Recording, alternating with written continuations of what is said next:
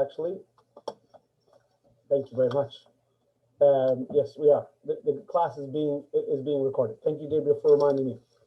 So again, so last week we said that life is defined by the soul, not the body, and we compared the body to a glove, and the soul to the hand. The soul is what gives the body form. The soul is what gives the body character and gives it movement.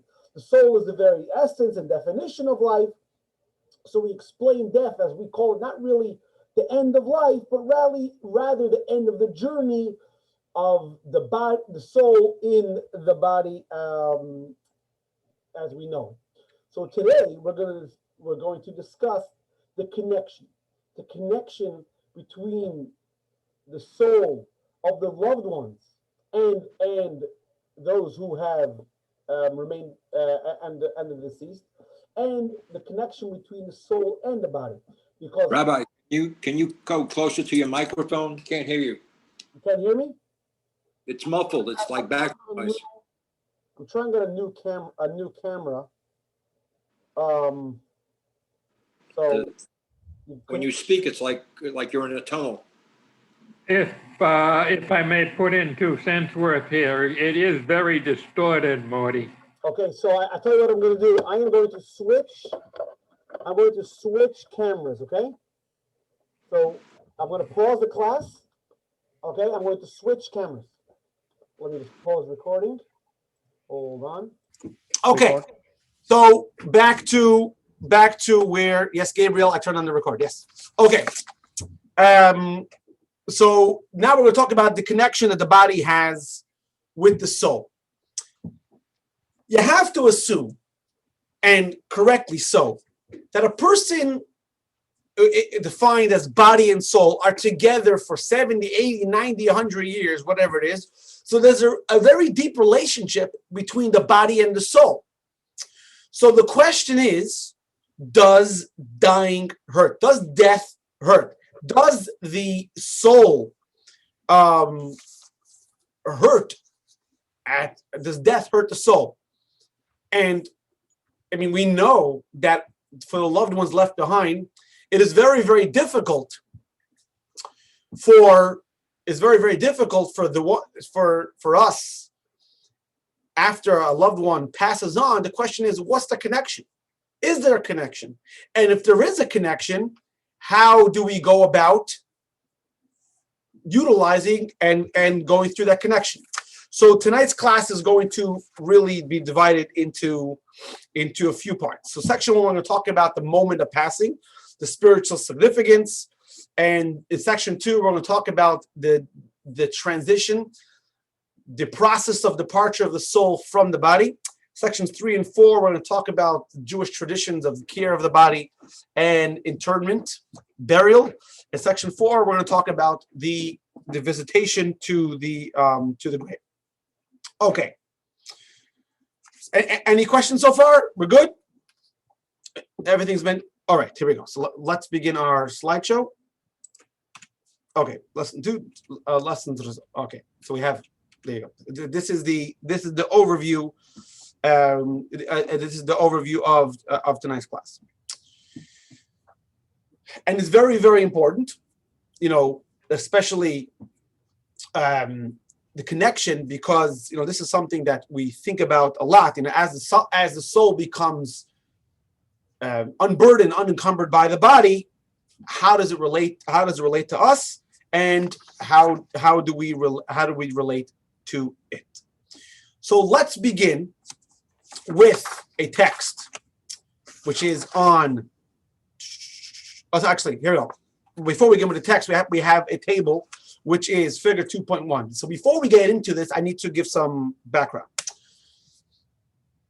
The founder of the Hasidic movement was the Baal Shem Tov, Baal Shem. His successor was Abdov Ber, the Maggid, the preacher of Mezrich. Maggid, the preacher of Mezrich, passed away in 1772, in December of 1772. His senior student was Menachem Mendel of Vitebsk, and he assumed leadership of the Hasidic movement. And after 5 years of leading the movement, he, together with hundreds of other Hasidic families, made Aliyah to Israel, more to northern part of Israel. There was no nefesh b'nefesh. Aliyah back then was a lot more difficult than what it is today.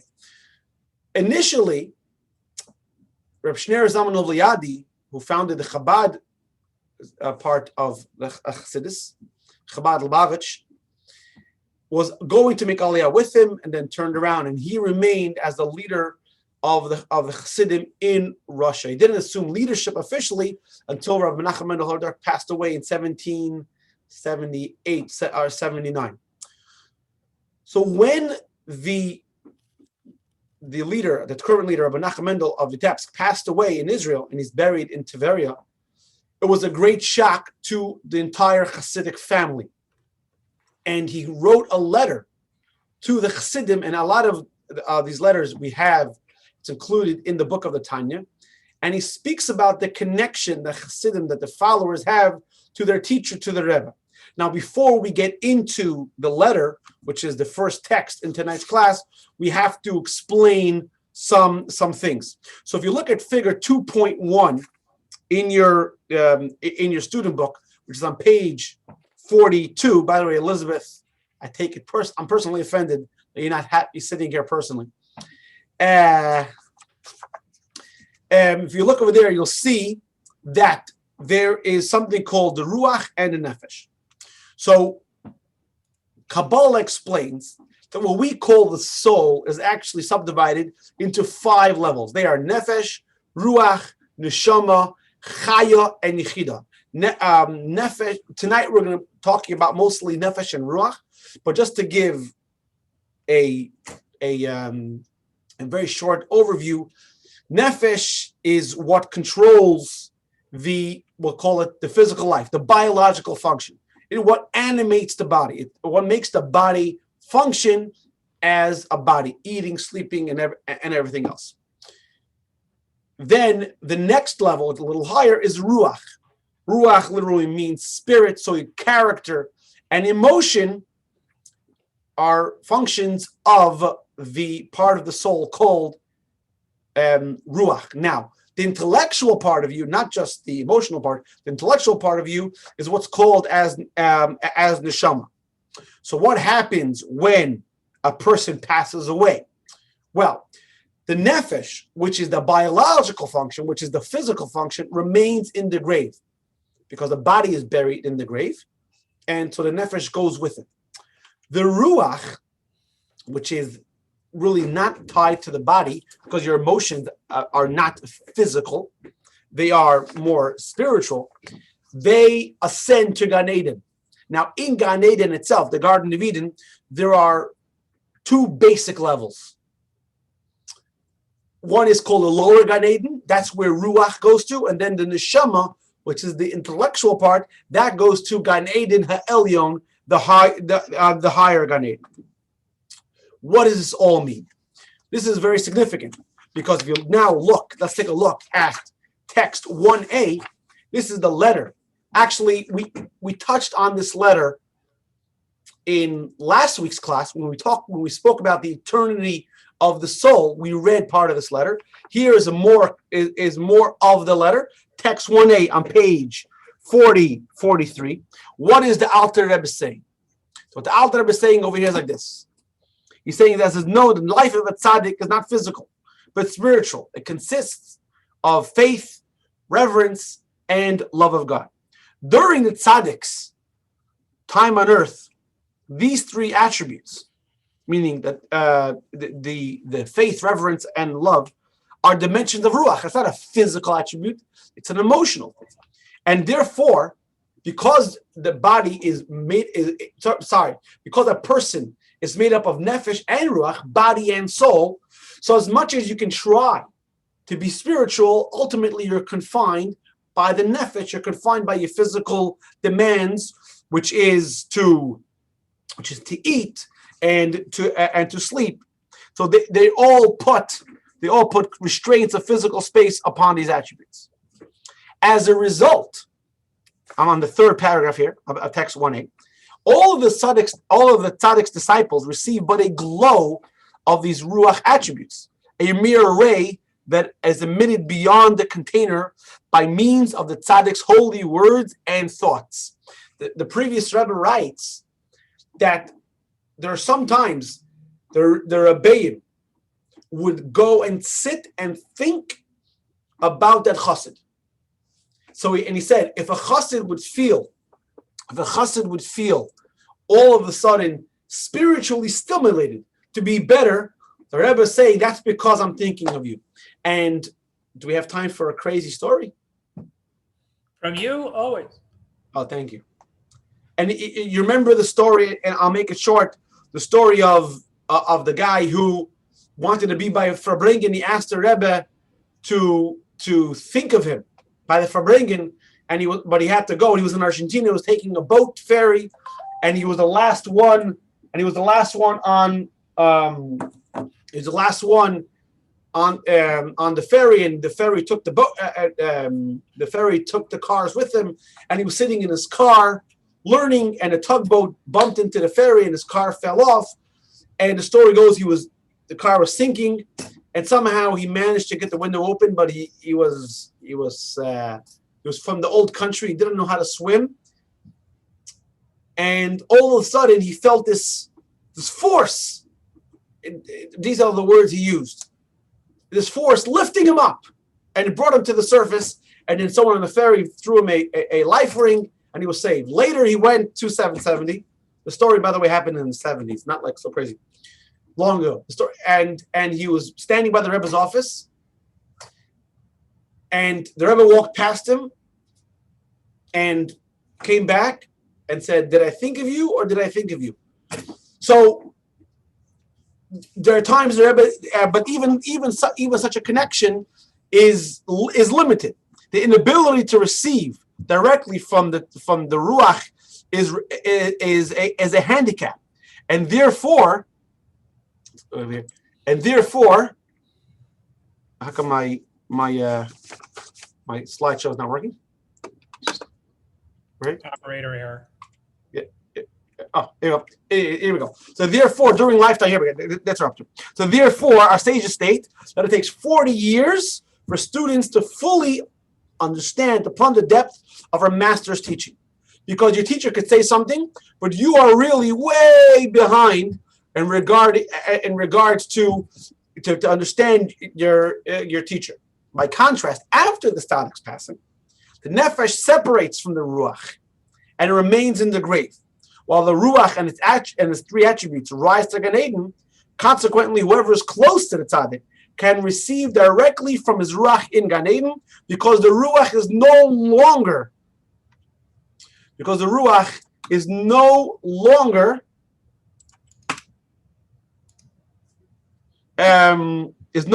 restrained in a container or confined in a physical space. There is now a straightforward path for the tzaddik's disciples to connect with the essence of the master's ruach, faith, awe, and love of which the tzaddik serve God, and not merely these attributes outer glow and escape beyond their container. The disciples connect and receive commensurate to the degree, this is very important, to the degree of their loving connection and the closeness to the tzaddik during his lifetime. For the transmission of all things spiritual is always by means of great love. So a tzaddik's life is not pizza, is not money, is not cars. What is a tzaddik's life? A tzaddik's life is about connecting to God. It's about spirituality. The fact that he's in a body, his soul's in a body, is really secondary. But the fact remains that as long as the neshama is in, the ruach is in the body, it's harder to connect to him. You have to be in the tzaddik's physical presence. But after the tzaddik, his soul is disconnected from the body, so now the ruach is free to feel expressed in its true essence. So let's take for an example. In life, we have an abstract idea, and then we have an example that we use to explain it. But imagine if somebody would totally define that abstract idea by the example. Let's use we try to teach kids math. So we take over here 4 pens, right? So I go to a kid and I say, I have 2 pens in my hand, and I have another 2 pens. How do I have 4? I'm trying to teach the child the abstract idea of 2 + 2 = 4. The pens are just a vessel in order to understand that 2 + 2 is 4. Because once you understand that abstract concept, now the child can build upon it. So you imagine the child can only do math only if there are 4 apples or only if there are 4 pens. You're limiting the scope of mathematics. Same thing as over here. The person is not defined only by what he is while he is in the body. The person's personality is a lot greater. While he's in the body, it's the apples, it's the pencil. Once the ruach is let free of the burden of the nefesh, of the physical life, it can be experienced in a much greater way. Does that make sense? If anyone has questions, please ask. Unmute yourself and ask. Yes, no? I guess by the silence. So You muted everybody. I'm sorry? You muted everybody, so they're just nodding their heads. So, but everyone can, I allow everyone to unmute themselves. I muted everybody so that we won't have background noise. That's what. Can you break it down to layman's terms? Okay. Because you're using words interacting and some of the words I'm escape. sorry. Okay, so I use the Hebrew terms too much. Okay. So the nefesh is the basic soul. We'll call nefesh animation, right? The nefesh is the soul power, is the driving force between the bodily function. Okay? So the soul has different function. The lowest being bodily function. Second one is emotion. Third is intellectual. The others we need not deal with right now.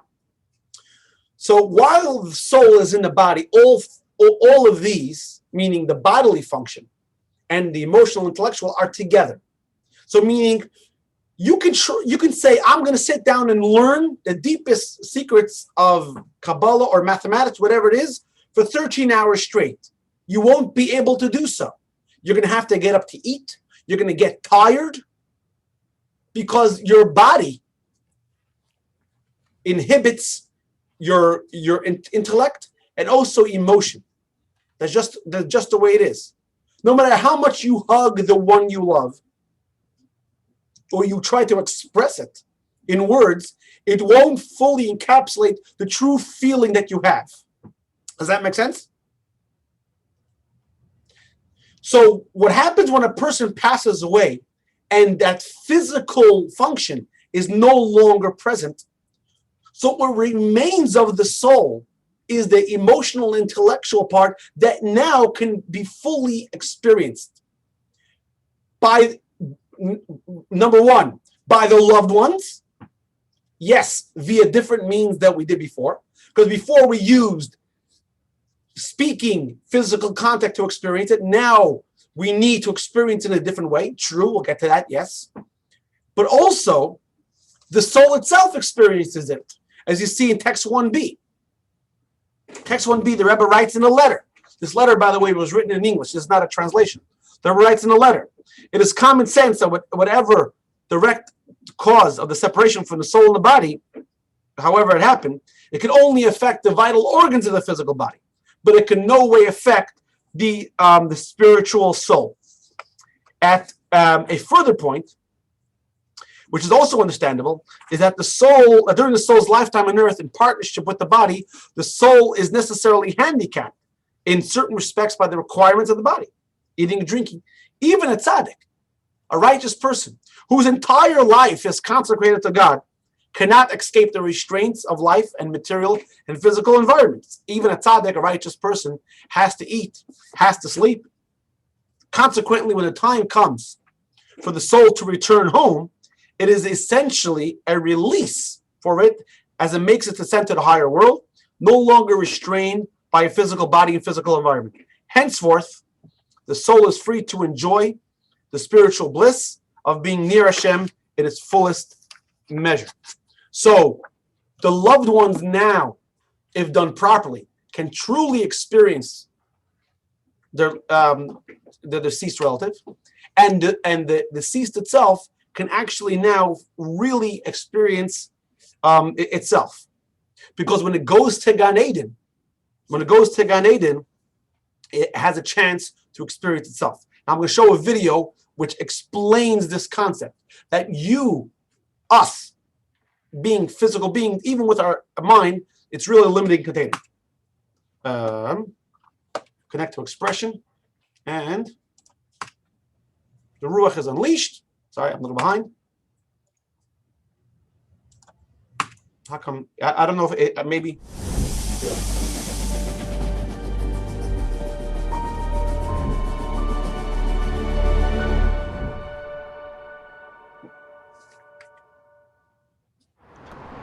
How many passes does the team in white make?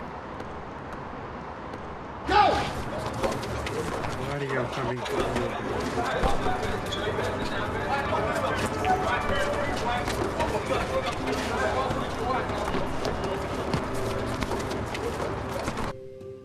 The answer is 13. But did you see the moonwalking bear?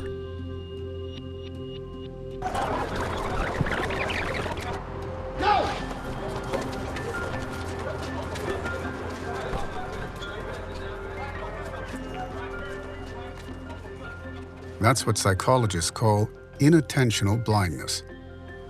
And no, it is not a condition to be concerned about. In fact, life would be impossible without it. Let me explain.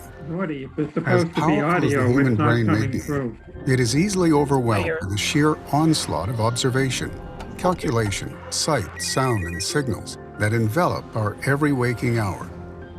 The brain cannot permit itself to register and record each image and movement, every message and stimulation.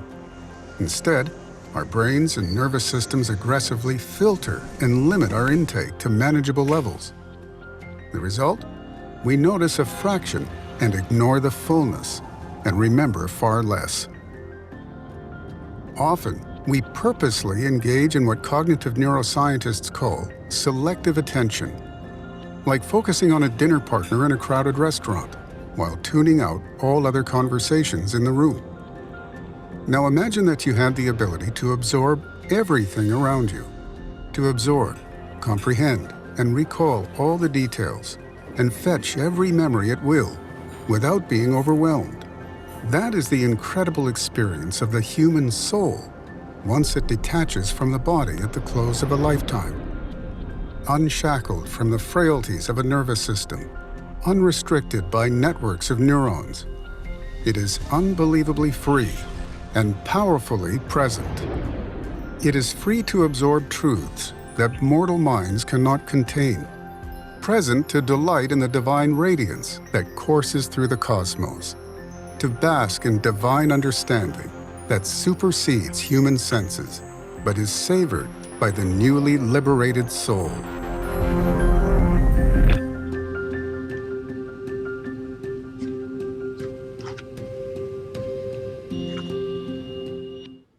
Okay, so as we see over here, the body, as we know, even our great minds, have to limit.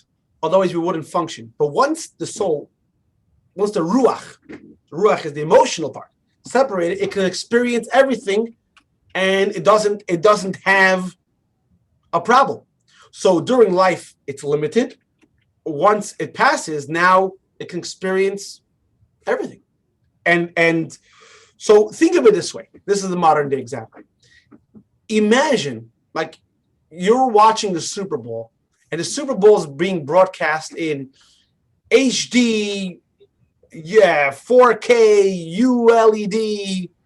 I don't know. Is that the latest technology? Am I missing something? Right? And you have a 1960 Radio Shack black and white TV. So what's happening here? It's being broadcast. It's accessible, but you don't have the correct, not only you don't have the correct, you have a limiting container. You are not experiencing the best way possible because you have a limiting container. But once you get rid of that, now you can experience it in its totality. This is basically what's happening at the time of passing. The soul is able to experience itself, and also we can experience the soul. Where does the soul go? The soul goes to Gan Eden. What is Gan Eden? Gan Eden is not a place. Gan Eden is here. It's now. It's a realm where the soul can experience the true beauty of its identity and all its good aspirations and all its good accomplishments in a very, very real way. And that is why it's written that it's best to have people present. You're supposed to have people present, and best even to have a minyan when the neshama departs from the body, because now the neshama is being unleashed, untied, untethered from the material concerns, and it could reveal itself to those that loved him or her. Now, you might ask, if you go back to text 1, the Alter Rebbe is talking about a tzaddik. I'm not a tzaddik. So how does it work for regular shmos like me and you?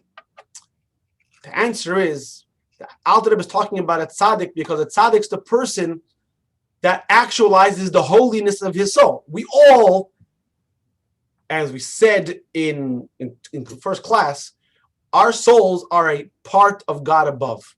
So we all share the same holiness. The difference is between the tzaddik and us is the tzaddik is the one that puts the focus on the soul, and his body is totally secondary, and he really just utilizes the body, doesn't put any stress or importance. Us, we unfortunately put the stress on the body, and we make our soul secondary. But the holiness of the soul, that is the same.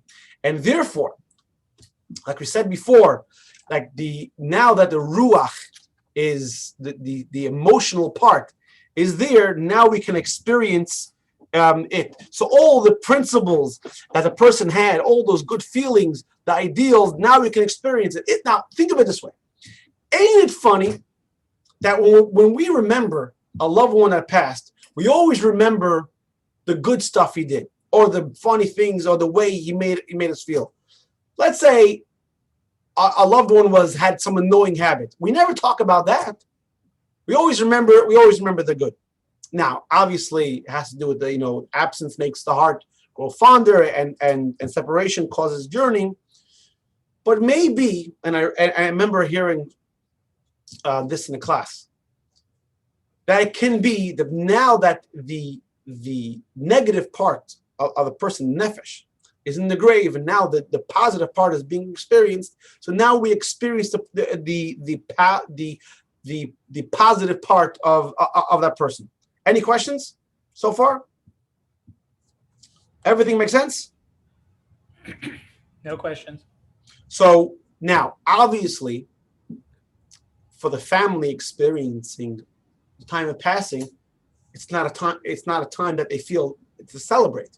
It's a very harsh and tragic and sad time.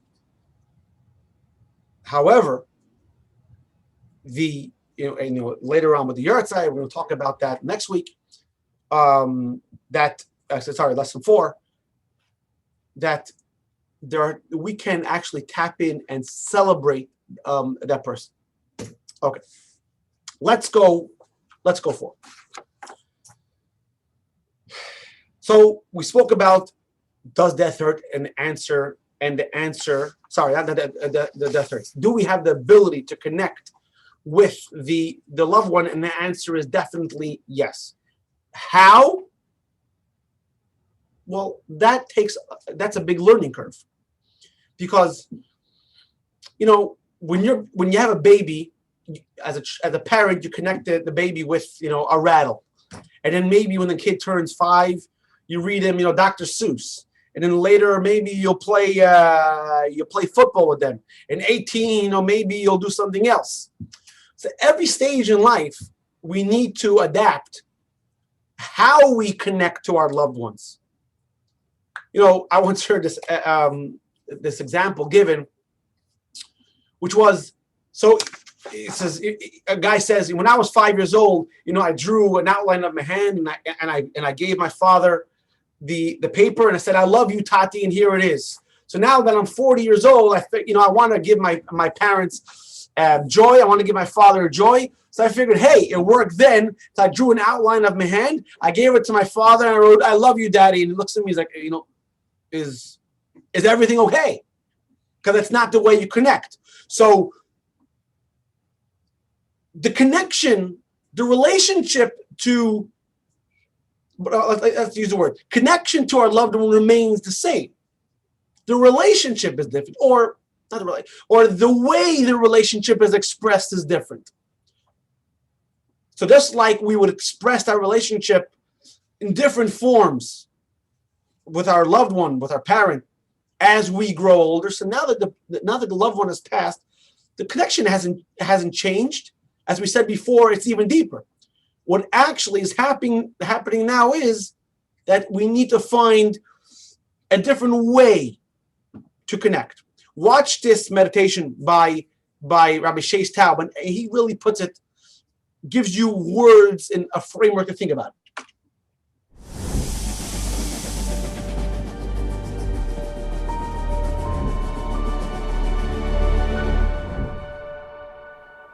Welcome to our meditation reflection for lesson 2 of Journey of the Soul. We're going to try to visualize and relate to the idea of the continuing connection between those who are still inhabiting this world and their loved ones who have moved on. How can we visualize this connection? So I want to share with you a metaphor that was given by the Lubavitcher Rebbe to a grieving family when they lost their dear mother. The Rebbe told the family, you should know that your loved one, when they pass away, hasn't gone to some faraway place. Really, what is the situation? It's as if the whole family is together on the first floor of the house, and this loved one is in the same house with you on the second floor. So we're going to try to visualize. Again, if it helps you to close your eyes, you can close your eyes. If you want to leave your eyes open, leave your eyes open. But start to visualize in your mind's eye a loved one who's passed on. Try to imagine what it was like when you would gather and that person was physically with you. Try to remember the sights, the sounds, the whole setting. And now, imagine that exact same gathering, same setting, and that loved one who's passed on is still there, with one difference. They're on the second floor. Take a moment to imagine the feeling. It's hard to describe it, but if we envision it, we may be able to feel it. What does it feel like? The knowledge that this loved one, you may not be able to see them, but they're right there, very, very close by, in the same house, where the family is together, everyone is there, and the only difference is they're upstairs, they're on the second floor. Let's try to envision, let's try to visualize a loved one. Try to remember what it was like when they were on the first floor. And now think about the exact same setting. What does it feel like? What does it feel like knowing that they're on the second floor? They're with us. They're with us. They're in the same house. They're only just a few feet away. Not far, far, far away. Very close by, on the second floor. take a half a minute to visualize and try to connect to this feeling of the loved one on the second floor.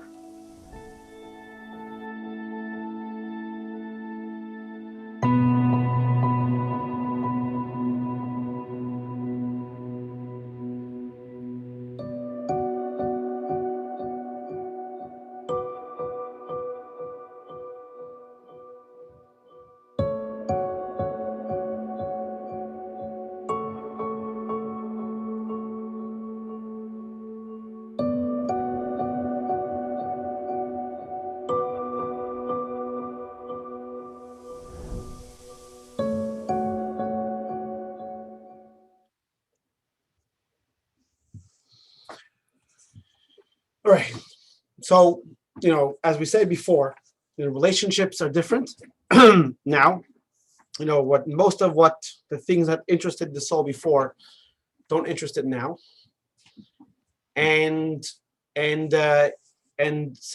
day psychologists are advocating this continued relationship. They're calling it continuing bonds. Relationships are uneasy. Okay, let's move on to the next section. This is in the introductory paragraph is page 70 in your student textbook.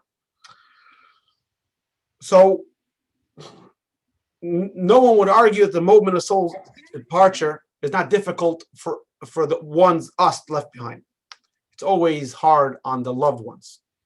But what about the deceased? How do they experience it? Is it difficult for the freshly departed soul as well? Does death hurt?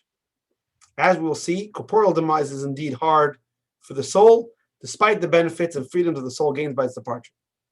In fact, the degree of distress that a soul experiences upon its return to the realm of spirit directly mirrors the scale of suffering its loved ones. And let's start with that. So, based on what we said before, you would think that for the soul, death would be this most liberating experience, get out of jail, free, and it would be just running, jumping to get out of the physical realm and really experience itself in a true way, in a place where it's not hindered by temptation and hardship. But we find the exact opposite. Look at text 2, page 47. The Zohar writes that nothing is as hard for the soul as a separation from its body. So the question is why? Why do you think? And why don't we have you guys chime in and participate? Why do you think death is difficult and painful for the soul? Unmute yourself and participate. Why do we think so? Don't make me start calling out people. No, anybody? No, jump in. How about for the reason any relationship after a lifetime together is difficult to part? How about that? Yeah, good, Danny. Yes. That's one of the reasons. The fact of the matter is that being that the body and soul were really connected for so long, that separation causes anxiety. Yes. Anyone else? No. It also the relationships people have with each other. I mean, your soul is gone, you separate from the body. You feel a loss of the relationships you have with other people. Yeah. So, and like we said before, Steve, because it's connected, it also feels a difficulty in that connection. So, like we know, the first day of school for a kid, transitions are difficult. No matter what that transition is, transitions are difficult. Therefore, when the soul is going from the physical realm now to the spiritual realm, it's difficult. And the soul is also a creature of habit. It got used to where it is now. It's been here for many, many decades. And therefore, the transition is difficult. But also, if you think about it this way, there you go.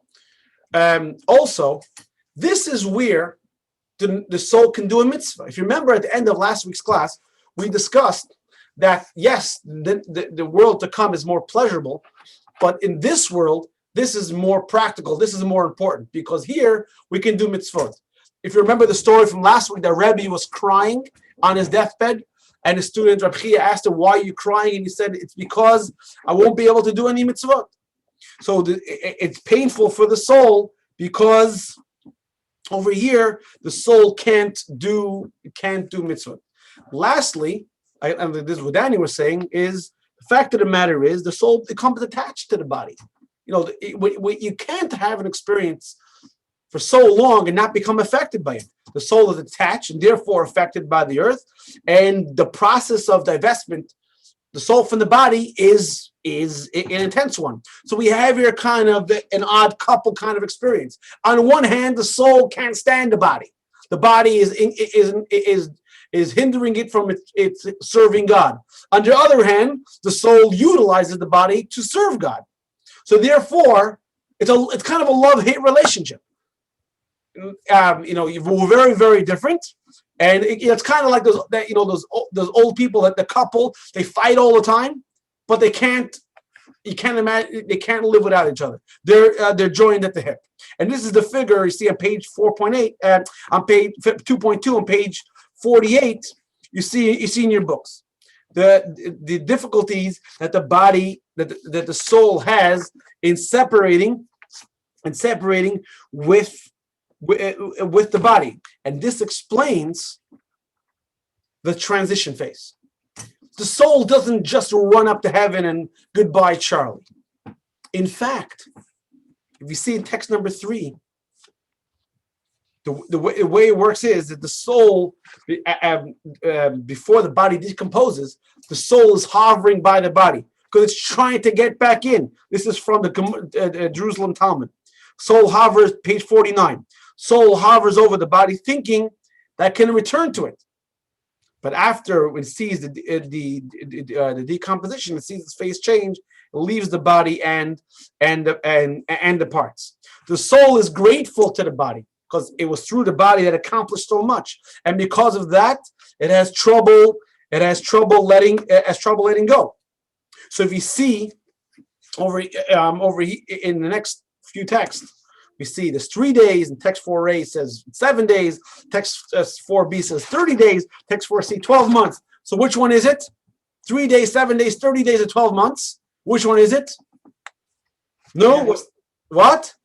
Yes. Exactly. The answer is it depends. Yes. It all depends on how you look at it. So during the first 3 days, when the body is intact, the soul is neither here nor there. The soul can't find expression in the spiritual world because it still identifies as a soul in the body, and it can't find expression in the physical world because it's not in the physical world. And this explains the 4 stages of departure that the soul separates from the body. So the first 3 days, the soul hovers over the body. Then text 4a, I'm not going to read the following text inside. You read them on page 50 and 51. I'm going to use the PowerPoint to express these points. The soul facilitates, goes from the home where it lived to the grave. This is why it's very important to sit Shiva in the home, because the soul is coming back and forth. And next week we'll talk about mourning and covering of the mirrors. We'll get to all that. The next stage explains in the Zohar that the soul, for the 30 days, the soul and the body are judged together. They're judged as one, and so the soul is down here on earth, and as the body erodes in the body. And finally, text 4c, for the 12 months, the soul and body are, the soul is ascending and descending. It's going up and down. And after the body totally becomes null, in the words of the Zohar, the Gemara, the soul arises by 12 months and no longer descends. Now, it's interesting to note, by the way, It's not stated in the book, but I want to point out a correlation. That not only is the soul departing from the body difficult, the soul entering into the body is also difficult. I'm not sure if we spoke about this by other classes, but the soul doesn't just enter the body all at once. It happens in stages. So Kabbalah explains that the soul enters. One second. I see what don't. What is the question here? What don't say that the most difficult to leave from the family? So the Shiva doesn't calm down. We'll get the Shiva in a second. I assume that this means cover mirror. Okay, so the Shiva part we're discussing next week. The first question, Ariel, I didn't understand. Please explain about it. So explains in Kabbalah that a first phase of the soul enters in conception. Second phase of the soul enters at birth. Third phase enters at the naming. Next is at the age of education, which is at 5-6 years old. And finally, the full soul enters during by the bar of bas mitzvah. So it's interesting that the entering of the soul, transitioning from spiritual into physical, is also a transition. And so the same thing happens decades and decades later. That the soul transitioning out of the physical realm is also a transition. Doesn't just happen at once. Well, to answer the question is write the questions not directly to me. Write the questions to everyone. This way, everyone can appreciate the answers. So the question was. So the 30-day is inauguration of the tombstone, same day as the judge. So the judgment takes place during the entire year. We're going to get to that more next week.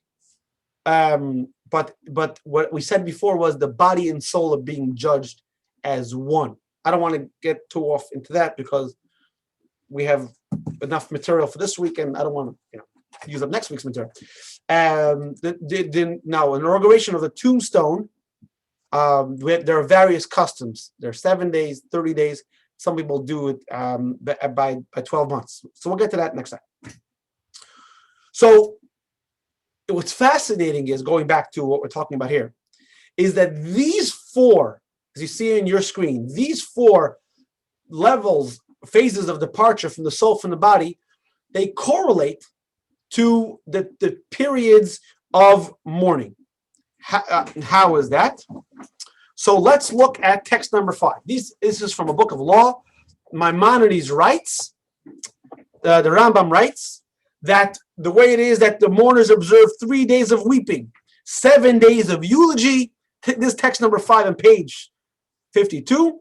30 days restrictions on haircuts and wearing freshly ironed clothing, marrying and joining friends of celebrations, traveling on business.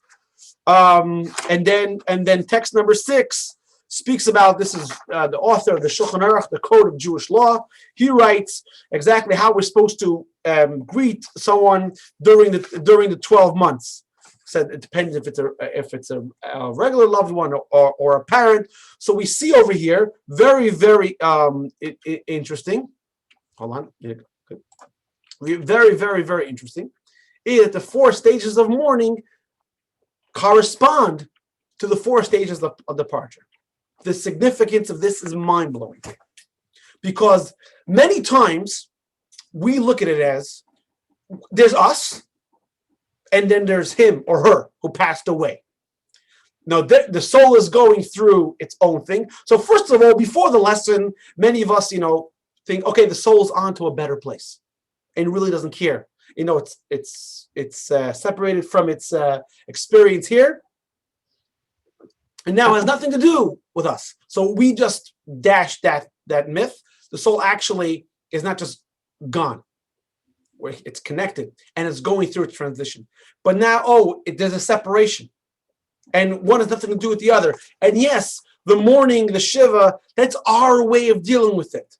But it's not a coincidence that the 4 stages of mourning correspond to the 4 stages of departure. because the degree of mourning, our suffering, corresponds and correlates and is connected to the degree of the suffering that the neshama is going through. We don't just mourn for the soul, we mourn with the soul. We are accompanying the soul on the journey. So and that's a very, very powerful point. When we, the loved ones, remain behind, when we go through the stages of mourning, we are accompanying the soul. So going back before, so it's how important it is to sit shiva in the house, if it's possible, where the loved one lived.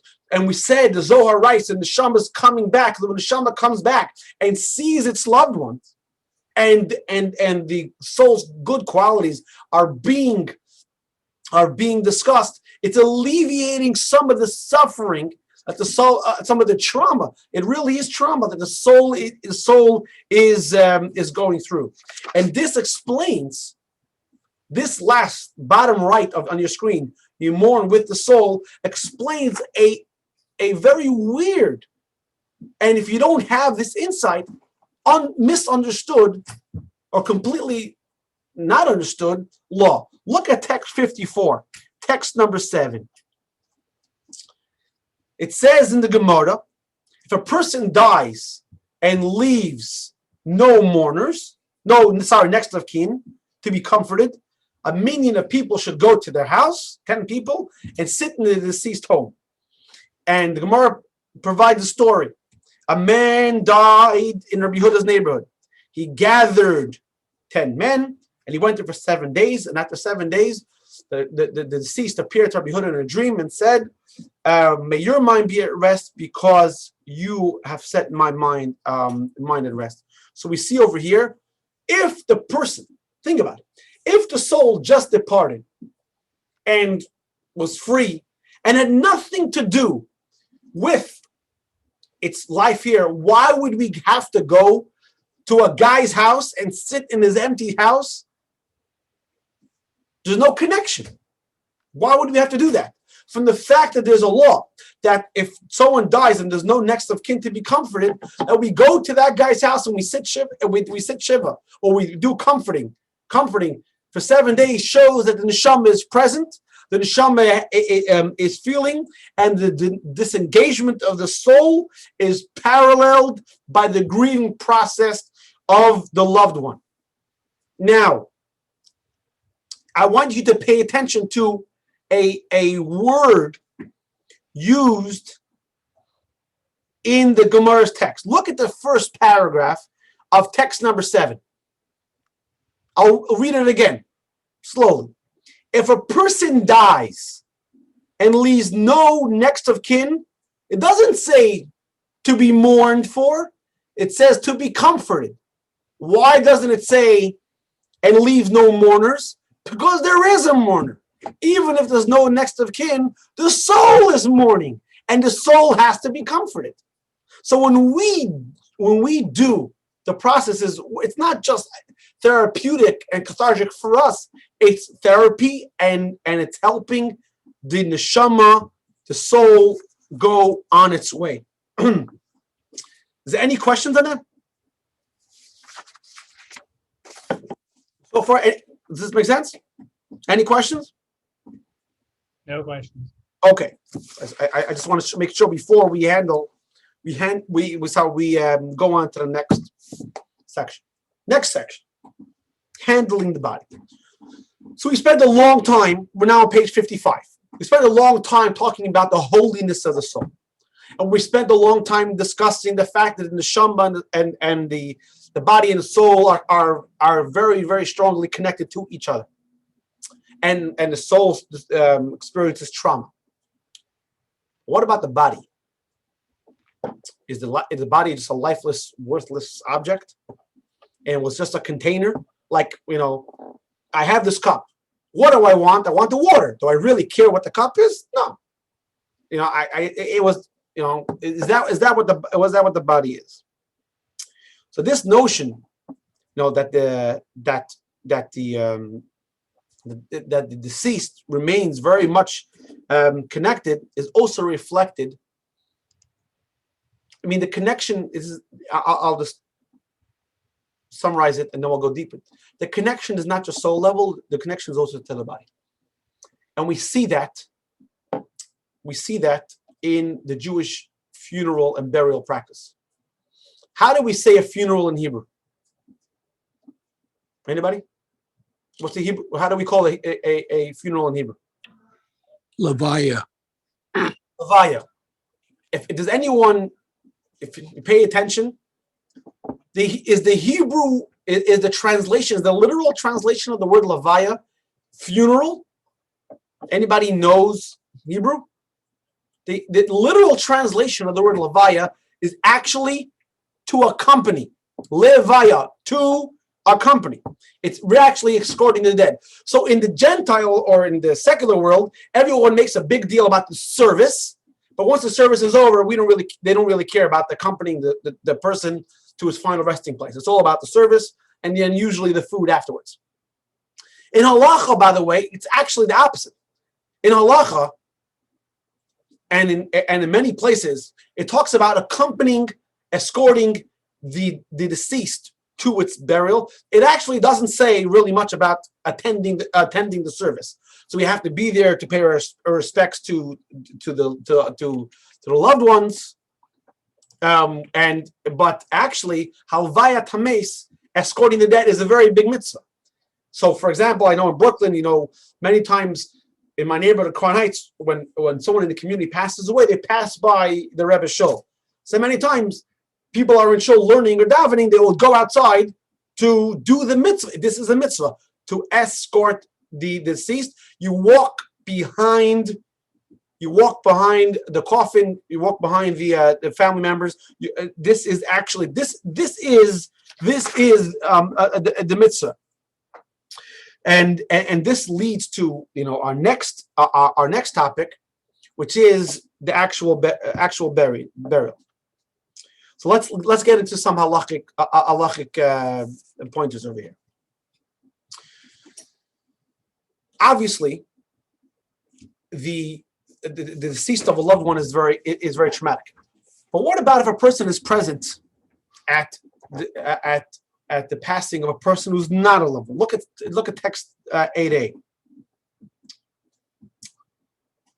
And from this, we're going to learn the importance of this lifeless body. Someone who's present this is the halacha. Actually, this doesn't apply today. Later, we can discuss why. The halacha is one who's present at the passing of a person should tear their clothing. Why? Look at the comparison here. Because it is as if when a person dies, it's likening the burning of a Torah scroll.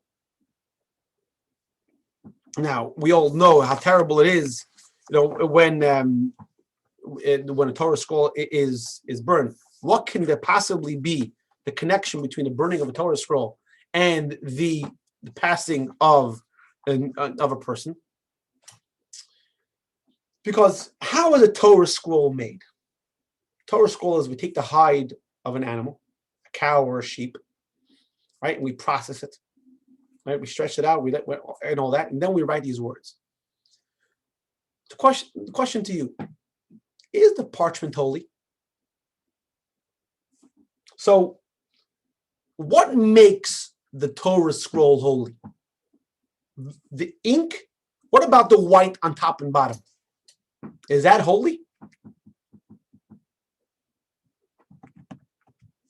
Yay, nay? What's written in the Torah makes it holy.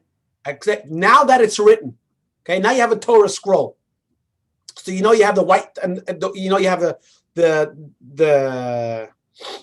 you have the columns on the top and the bottom. You just have plain white parchment, right? Is that holy? The answer is because it's The attached. whole thing is taken as a whole. It's considered holy, wouldn't it be? You've got the Eishayim, you've got the man. actually, according to halacha, by the way, if if a person witnesses the burning of a Sefer Torah, God forbid, he has to tear kriya, he has to rent his clothing twice, once for the ink and once for the parchment, because the parchment itself becomes holy. Why is it holy? Like Barbara said, because of the ink. But now that the ink is on the parchment's holy. Same thing, a person. Why is the body holy? Because the soul entered it. But now that the soul has entered the body, has been there, now the body is holy, even though the soul is not there. So how does the human being begin? Just as a flesh and bones, just like the Torah scroll. That parchment could have been leather shoes or a belt, but no, it wasn't. Just as the body was infused with a, just as the body was infused with a soul, so too the parchment was infused with godly words. So the body becomes holy. The parchment now also becomes holy. And as text 8b, Nachmanides says, the points to the sacred names of God that are inked in the Torah scroll, page 56, as an analogy to the sacred soul as installed within the corporeal body. That means once the soul is suffused, is connected with the body becomes holy. That means now, after the passing, we don't say, oh, who cares about the body? It was all about the soul. No, the body now becomes holy, sacred, and cannot be treated with disrespect, with irreverence. It has to be treated with the ultimate respect. And now we're going to move into how do we treat the body. And you see in text number 9, this comes from a book which is one of the foremost authority in how we act. And I know actually this because I've been involved in the preparation. And he says, all who attend to a corpse must be aware that they're handling a holy entity. Page 57. The human body is not just a sheath of a sacred entity, a tool that only serves the supernatural soul. Rather, it becomes sanctified with independent holiness, similar to the Torah scroll. So in every city, there's something called the Chevra Kadisha, the burial society. And they're tasked with taking care of the deceased. And it's not just a chore. You actually have to learn. They actually have to learn different laws on how to treat the deceased. So I remember one or two times I was called as emergency. They needed my help to help preparing the body. You know, when I was younger, I didn't know the laws. So, the guy, chastises me and there's certain laws. So, for example, you cannot just talk, just whatever's on your mind. You can't just make idle chatter. You can only talk about what's necessary to take care of the deceased. The body has to be treated with ultimate respect and dignity. The body is cleansed and dressed. And the body is always covered. The body is never placed face down. It's a terrible sign of disrespect. Like I said, you can't have a casual conversation. And also, the body is never left alone. Because leaving it alone, as I think at the text, I see in text number 10, leaving it alone would this is also figure 2.3 on page 59. The text on page 58 and 59, leaving it alone would show it. It's just an object. It's always guarded, not because you're worried about something might happen to it. In the old days, we lived around creatures. In the temple times, in times of the Beis Hamikdash in Jerusalem, there was the honor guard who surrounded and kept guard at the temple, not because they were worried about someone might attack the temple, because it's something holy, something special, so you watch over it. And nothing to do with the crime. Same thing is, here the person's body is holy, it's special, we don't leave it alone. And there's a shomer, and that's part of the burial. There's actually a very interesting. I wonder if I can post. Yeah, something. I'm going to post a file. I'm going to post a file here in the chat. This is an article from the New York Times that about the Shomer after 9/11. I just posted it in the chat. Uh-oh. I don't know why it's hopefully you can network disconnected. I don't know why it's giving that. But it's a very interesting article, and I will, if anyone wants it, I can send it out. So here we have a proof, really, that a body is treated with the utmost respect. And you were saying, and I don't know if you're familiar with the concept of the organization Zaka. You've heard of the organization called Zaka? Because the entirety of the human being is special. Therefore, we make an utmost effort to bury the person in his or her entirety. So all parts. So if there's any tubes with bodily fluids or bodily parts, we make sure to bury it. So Zaka, unfortunately, there's a need for such an organization. By accidents or explosions, they go and they literally try to find every part of the body.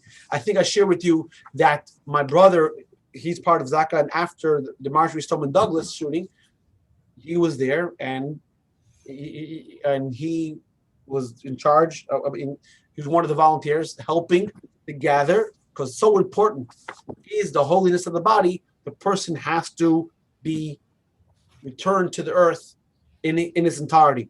As you see, 11, which really explains it, says there's no differentiation. This is page 60 in reverential treatment between a complete Torah scroll and a single letter. You wouldn't say one part of the Torah is holy. Even one letter is holy. The same thing is even a single part of the human being is holy and special, and has to be treated as such. Any questions before we move on to the burial? Just one point to mention, when one of my grandfathers died, the hearse driver was not Jewish. So one of my uncles got into the hearse with my grandfather's remains to make sure that he was properly accompanied. Yes, and I've seen that done. Yes, that's true. Yes, yeah. So that it's very, very, very important. Okay, now let's move on to the burial. So we know the holiness of the soul, obviously. We know the holiness of the body, but because there's always that connection, so the body is holy. So it's very important that we make sure that now that we understand the body is holy, so we have to treat it in a very special way. So when something is special, you don't destroy it. Even let's say you have no use for it anymore, but if something's really special, right, it has sentimental value, you don't just destroy it. We don't go and take a body that was used for 70, 80, 90, 100 years for all this good and just burn it as if it's a piece of trash. We take it and we do with it the way it's supposed to be done. It's so important, and we're talking about burial versus cremation. In 1960, only 3% of people did cremation. Now they're saying the rate is 2020 is 65. They're projecting, and by 2035, people are going to be doing 80%. And it's very, very, very sad, because some people are talking about that they should do they want to save the environment. There's actually a link, and let me see if I can find this link. Hold on one second. I'll post it in the chat, and you guys can look at it yourself. Hold on, I'm trying to find that link. The link is where it's all about, and I have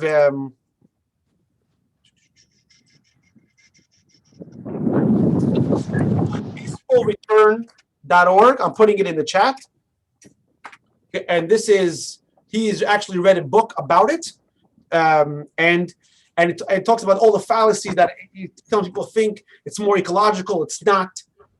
Now actually there's something called green burial, where they say a person should be buried with a biodegradable casket and biodegradable clothing. Well, we've been doing that for thousands of years. What is the biblical source for burial? How do we know it's the Jewish way? Well, you see over here in text number 12 in the book of Deuteronomy, student page 61. It says, it says, after a person, this is actually talking about a person who committed a crime and got capital punishment, and he has to be buried on the same day. So even the worst of the worst has to be buried. Which, by the way, this is in the appendix. You can look it up, but I want to just dismiss a misunderstanding, a misnomer, that some people think someone who has a tattoo cannot be buried, cannot have a Jewish burial. It's absolutely false. It's a myth. It has no connection, no source in Jewish law. You can look it up in depth in the appendix. So you're saying I can go get a tattoo now. Thank you. I thought you had one. No, the mom, the Navy one. No, Michael J. It's totally you, right? So based on the ideas of how understood is to treat the body, now we can understand not to take any God action to destroy the body. So now we see text 13, where it's King Solomon says, people proceed to their eternal abodes, and the mourners go out to the street while the spirit returns to God who bestowed it. And text number 14, Chaim Vital says that God made you from the dust and said you will return from the dust. But think of it this way, and this is important. We live in a time of, I'm trying to think of the word, of personal autonomy. I can do whatever I want to my body because my body belongs to me. Not true. Your body doesn't belong to you. God gave you a soul in a body in order for you to accomplish something. Let me ask you a question. Are you allowed to harm yourself according to Jewish law? The answer is no. You are not allowed to harm yourself. That goes against Jewish law. You may not harm yourself, both during life and after passing. When you rent a car, you have to bring, I was on vacation with my family. I got charged an extra $15 by budget for a cleaning fee. They want their van reasonably in the same condition that they got it. God gave you a deposit. He wants the deposit back. How do we give that deposit back? By depositing it in the earth. God said, the body comes from the earth. It shall return to the earth. We have no right to destroy God's property. You are not allowed to harm yourself. You're not allowed to destroy God's property. Does that make sense? And this is why, by the way, we have a tahara, we have a cleansing before burial, because we want to return God's deposit in the best condition that we can. So what happens if somebody commits suicide? Okay, so, and? Can they be buried in a Jewish cemetery? Yes. Well, something, let's take this question and bridge it into another discussion, which is really the next section. But we'll get into it. What happens if a person requests cremation? Do we listen to their final requests? No. Or, something. You can listen. You can't do. I'm sorry? You can listen. You can't do. Oh, thank you. So, or let's say let's talk about the cremation. Let's say a person who's alive asks you to injure him, can you do so? The answer is no. Leon, it's very important to understand where the question's coming from and who's doing the action. So let's take, for example, the people who were cremated by the Germans. Are we going to say for a moment that they don't have a place and they don't have a place in the world to come? Or what about there are thousands and thousands of stories of people Jews who committed suicide rather than be subject to idolatry or be violated. There was a whole story in the Gemara of a whole boatload of girls being shipped away by the Romans to be the Masada situation. Masada situation, something else. That was something else. But the boatload of girls, the Romans would be, they were, okay, I don't want to get into it. They were going to be subject to a servitude of immorality. They all committed suicide. And also in the Middle Ages, when entire families committed suicide in order not to be forcibly converted. Are we going to say that they don't have a place in the world to come? Or what if a person never received a Jewish education and doesn't even know the terrible, he thinks he's doing the world a favor. We're talking about ideally the way a person receive the Jewish education can. You know what I'm saying? So also a person who commits suicide maybe has never been taught the special value of who he is. You understand? So you can't take a general blanket and throw it over everybody. This is kind of an informational class. We're talking about general terms. Obviously, each individual case is dealt with separately. Generally speaking, most Jews today have not received a proper Jewish education. Correct? Therefore, we can't judge them or pass judgment on them as because you did this, then the effect is this. Well, if you don't know the difference, then you can't be subject to that standard. Does that make sense? Yes. Okay. So where were we? So burial, we know biblically is all over the place.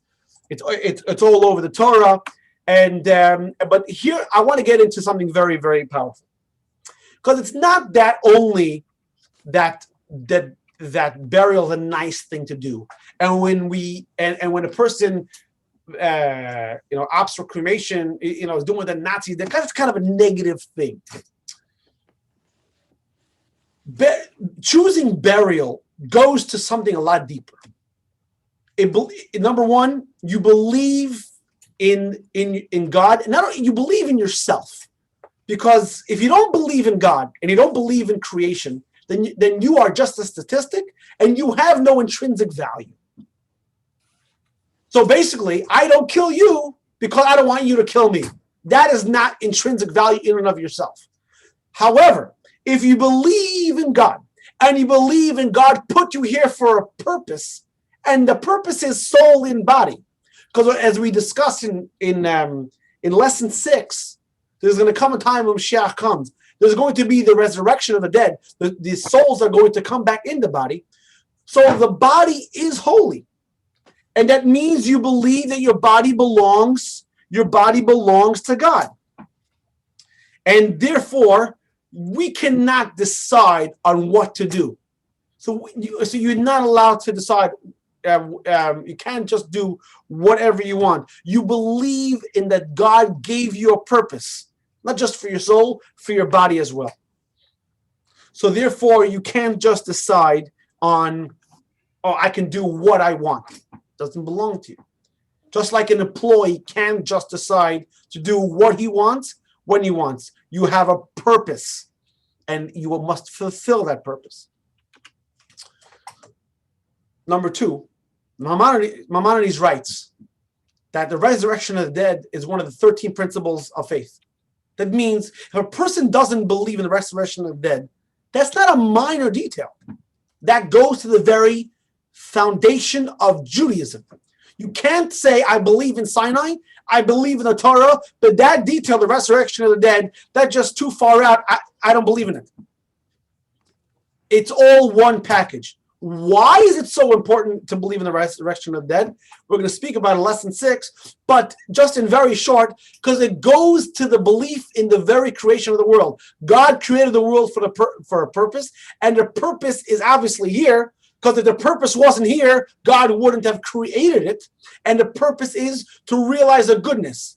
And it wouldn't be fair to have some people experience that goodness and not others. So all the souls of the preceding generations are going to have a chance to experience that goodness. And that is soul in body. So a person who chooses, God forbid, to have himself cremated is going against the fundamental of belief. So imagine a guy is cremated. So you're not Jewish, you don't believe in God, you don't believe in Judaism. That is what it's tantamount to. And unfortunately, there are so many people that don't understand just how bad it is to go through cremation. Therefore, the prohibition of cremation is so strong. It goes to the fundamental of Judaic belief, and not only that, a person could do things in their life, but not really denounce Judaism. But the cremation of the body is an irrevocable statement, and therefore the prohibition is so strong. But also, going back to what we said before, you remember we said that the soul departs from the body in stages, and it goes back and forth. When a person is cremated, the soul can't transition. The soul cannot go.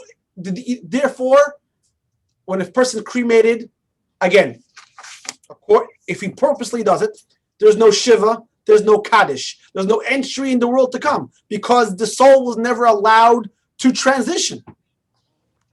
It's not a small detail. It is the detail. If a person is not buried properly, there is no transition. Now let's discuss for the last few moments. I know it's late. What happens if a person requests cremation? So you see in text 15a how important it is on page 64, how important it is to listen to a person's final wishes. That is true. However, text 15b, Maimonides writes that even if a person were to request cremation, we disregard this request. Number one, because the body is not his to damage it. So if I ask you, go light that guy's house on fire, you don't listen to me. Even if a person were to ask, after I die, go smash that guy's car, you can't listen. So you can't listen to the person that you should injure him when he's alive. You can't listen to the person to damage something that doesn't belong to him when he's dead. But on a spiritual level, let's take for an example a 16, 17, 18-year-old love relationship. And there's a breakup in the relationship, and the 16, 17, 18-year-old feels devastated. This is their life. And as a parent, you go to them and you say, slow down. I know you think this is the end of the world, but you realize that it's actually what happens is best for you. That means the perception you have now is not a true and complete reception. So going back to what we discussed at the beginning of the class, that the soul has the nefesh, the bodily function, the biological function. And then we have the ruach, the emotional and the neshama. and the true expression of the neshama and ruach are really blocked and inhibited and handicapped by the nefesh. So when the person makes that choice, God forbid, to be cremated, that is a nefesh decision. That is not a ruach neshama, a true soul decision. So now, after the person is deceased, and now that the soul, that the nefesh, the bodily function, energy, is separated from the ruach neshama, the person does not want to be created anymore, because now the person has a true perspective. So when you do not cremate a loved one, the loved one is actually, number one, you have the ability to have the relationship, the connection, which is this class is all about, the connection. But number two, the person appreciates it even more. Therefore, children should not abide by that, abide by the wish. In fact, administering a Jewish burial is actually granting what the soul wants presently. Any questions before we finish off? The last part. Okay. Last thing. Visiting the grave. You know, if we were to take the view that the body is, just a tool, just an empty, hollow cup, and we don't care about it, then why go to the grave? We go to the grave, we visit the grave, because we saying that there's still an energy in the grave. The nefesh is still there. And we have respect for the departed. And we put a rock to say the memory has not been forgotten. Look at text number 16, what the Zohar writes, page 66. The nefesh remains present in the grave. Due to the fact that it remains among the living, it is acquainted with their pain. So when the relatives go in a time of necessity, a time of sorrow or pain, and it goes to the grave and it beseeches the loved one to plead on the behalf, what happens? Look what happens. Look at the second paragraph. Powerful stuff here. The nefesh is aroused in their plight and ascends and awakens the ruach to ascend and awaken, to entreat God for mercy. Consequently, the Holy One, blessed be He, has mercy on His world. So the grave of your loved one, that's a communication point. You go there, and because the life force is still there, it allows you to communicate most strongly at that spot with the loved one. And you see over here this very interesting story. The Sefer Chassid in text number 17 on page 67. The community wanted to leave, and what happened was, one of the members appeared in the dream and said, "Don't abandon us, because we appreciate when you come."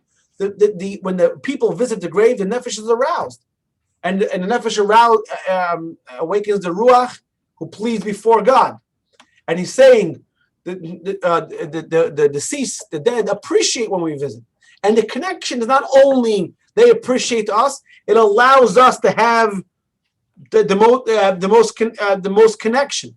The connection is mutual, which again, this is what the class is all about. The connection between us and them when our loved ones are not here in a physical way. And that's why there are special days to visit on the yard site and before the high holidays, because we go before the high holidays because we're going to be in synagogue and praying, and we want our loved ones to plead on our behalf. Okay, so let's wrap it up because it's already after 9. So the conclusion is we remain connected. That's for sure. We started off the class with a question. Do we remain connected? Absolutely, we do. Souls remain connected after death. We to them, and they to us. And we don't need to wonder. Some people are all they're very tense and anxiety about death because will our loved ones recognize us? Will we recognize them? And the answer is, like we said, for the 2 floors, they're right here. We're just we're just not accessing it in the regular way. We care about them. We love them, and we try to do the best for them. At the same time, it's the responsibility is on us not to forget, not to forget our loved ones. We have to communicate in a different way. But we maintain that connection, and not only we maintain the connection is even stronger because it's not handicapped by the physical. So death does not separate us. It changes the rules. As we see, the final text for tonight is a long letter. I'm not going to read it. It's already late. It's a long letter the Rebbe wrote. I mean, I grew up with this woman went to the shul. I went to as a kid. A woman, Mr. Sharfstein, sent a letter. She lost her father, mother, and father-in-law, all in a 5-year span. And the Rebbe writes over there. He writes in this letter that the connection is long after death, and just like you can't measure connection, the connection is really all about soul. So the connection is driven by our belief and knowledge that the soul is eternal, and the connection goes way after the living and deceased. So the exercise for this week, on page 70, record the insight from this lesson that resonated with you, and you can share it with us. Is there a deceased person with whom you wish to strengthen your a bond of love? I'm sure there is, but now the question is, what step can you take to do so? It cannot be something material. It has to be something spiritual. Now, Esther asked the question, what happened to all the neshamot for the Shoah? That's a very easy question to answer, Esther. Those souls went straight to Gan Eden, straight to the Garden of Eden. There is no judgment for them because they died in sanctification of God's name. If that's not your question, or you have more of a question, type up your questions in the chat. If anyone has a question before we do key points, yes, no. Okay, so this week we spoke about the deceased. Next week we're going to we'll focus more on the loved ones remaining behind, the Jewish grieving process, and the significance in its traditions. We'll try to provide a the Jewish perspective on grief and etiquette for the mourners and those visiting. Again, we're going to now play the key points. If you have any questions, type it up in the chat. Lesson 2. Taking leave. 1. Nefesh and Ruach are two of the soul's components. After death, the Nefesh remains with the body, while the Ruach disengages and ascends to Gan Eden, paradise. 2. Once the Ruach is no longer limited to material existence, it's more accessible to all who wish to connect to it. Thus, when a person dies, our ability to spiritually connect with him or her is stronger and deeper than before. 3. Though the Nefesh remains in the grave, it retains a connection with the higher levels of the soul. The gravesite is thus a portal where we can communicate with departed souls and ask them to intercede before God on our behalf. 4. Over the course of a lifetime, the soul and body integrate and bond. Their separation at death is therefore painful for the soul. 5. The soul departs the body in stages. These stages correspond to the prescribed periods of mourning. When we mourn, we are mourning not only for the deceased, but also with the deceased. 6. Dignity and sensitivity are the underlying principles that guide the care of a corpse and its preparation for burial. This is because even after death, the body retains its special status of having been the container for the soul. 7. Burial is of highest priority in Jewish tradition and culture. When God takes a person's soul, we are tasked to return the body to the place from which God fashioned it. 8. Burial affirms two fundamental Jewish beliefs. A. Our bodies aren't ours. they belong to God. And B, there will be a resurrection of the dead in the Messianic era.